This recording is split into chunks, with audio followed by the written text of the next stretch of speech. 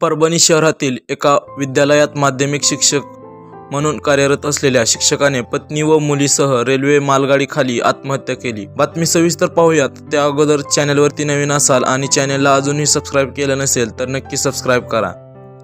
Gangakhed railway स्थानकापासून धारखेड शेत शिवारात गुरुवारी दुपारी 3 वाजता ही घटना घडली। मसनाजी सुभाष तुडमे असे मयत शिक्षकाचे नाव। गुरुवारी दुपारी 3 वाजण्याच्या सुमारास येथील रेल्वे स्थानकाशेजारील गोदावरी नदी पुलाच्या बाजूस धारखेड शेत शिवारात 3 जणांनी आत्महत्या केल्याचे समजताच घटनास्थळी गावकऱ्यांनी गर्दी केली। उपविभागीय पोलीस अधिकारी दिलीप टिपरसे, सहाय्यक पोलीस निरीक्षक सिद्धार्थ इंगळे आदींसह पोलीस कर्मचारी घटनास्थळी धावले। घटनास्थळी तिघांचे शव छिन्नविछिन्न अवस्थेत पडले होते।